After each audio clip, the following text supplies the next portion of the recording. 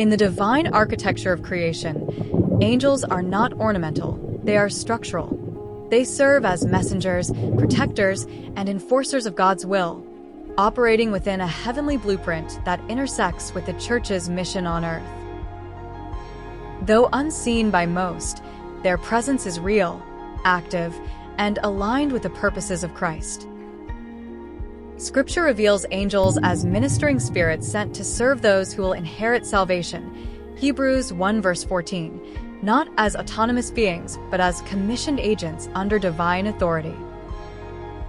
This teaching arc explores how angels function within God's design, not as divine entities, but as created servants who lift, align, and reinforce spiritual realities.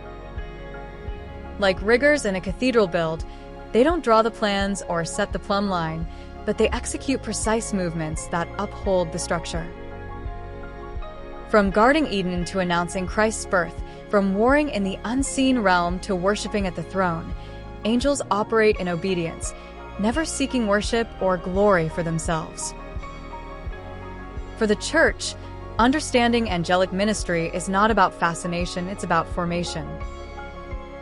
It sharpens discernment, deepens reverence, and reminds us that we are part of a supernatural story. As we walk in spiritual authority, we must recognize the rigging crew behind the scenes, those who lift, warn, and war according to the Master Builder's command. This series will equip believers to discern true angelic presence, reject counterfeit light, and align with heaven's architecture for bold, spirit-led living. Angels play a vital, yet often understated role in the life of the Church, serving as messengers, protectors, and worshipers who reflect God's glory and support His people. Their presence reinforces the Church's connection to the heavenly realm. Biblical role of angels. Messengers of God, angels frequently deliver divine messages, such as Gabriel's announcement to Mary, Luke 1 verses 26 to 38, and the angelic proclamation of Christ's birth to shepherds, Luke 2 verses 8 to 14. Guardians and guides, Psalm 91 verses 11 to 12 speaks of angels guarding believers. They also guide and protect, as seen in Acts 12 when an angel frees Peter from prison. Worshippers in heaven, Revelation 4 to 5 depicts angels surrounding God's throne, worshiping Him continually. This heavenly worship parallels the Church's liturgy and inspires reverence. Angels and the Church's mission. Spiritual warfare. Angels are engaged in battles against evil forces, Daniel 10, Revelation 12. The Church, as the body of Christ, joins this spiritual conflict through prayer, discernment, and proclamation. Encouragement and strengthening. Angels minister to believers in times of trial, as they did to Jesus in Gethsemane, Luke 22 verse 43. This affirms the Church's reliance on divine help during persecution or spiritual resistance. Witnesses to redemption. Angels rejoice over one sinner who repents, Luke 15 verse 10, highlighting their awareness of the Church's redemptive work. Created beings.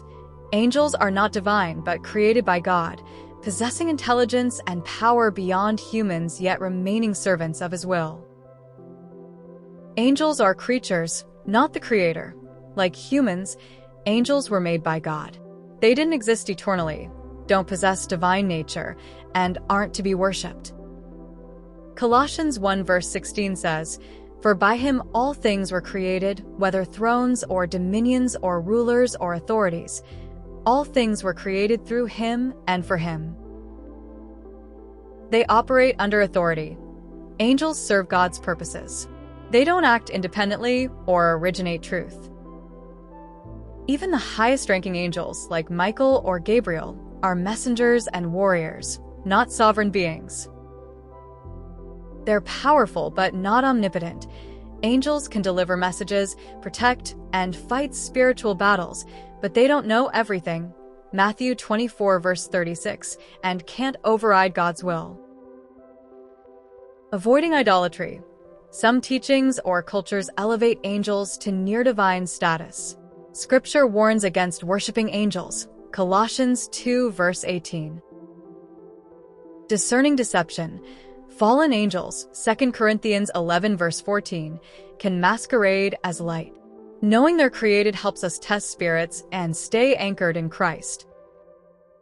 Understanding spiritual hierarchy. Angels minister to the church, not the other way around.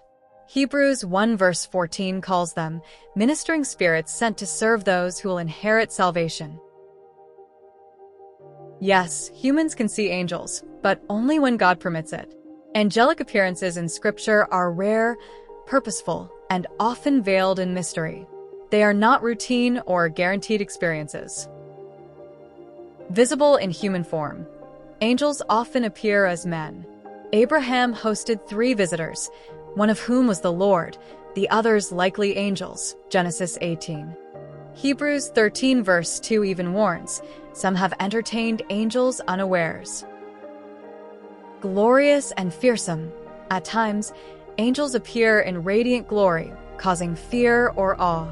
The angel at Jesus' tomb had an appearance like lightning, Matthew 28 verse 3, and the shepherds were sore afraid when angels appeared, Luke 2 verse 9. Spiritual vision granted. In 2 Kings 6 verse 17, Elisha prayed for his servant's eyes to be opened, and suddenly he saw the hills filled with angelic chariots of fire. This suggests angels are present even when unseen. Unseen but active. Most of the time, angels operate invisibly. Their presence is real, but their visibility is not required for their ministry.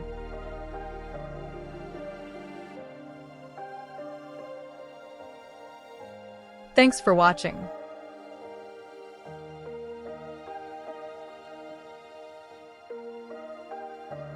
Be sure to watch. We saw the giants there.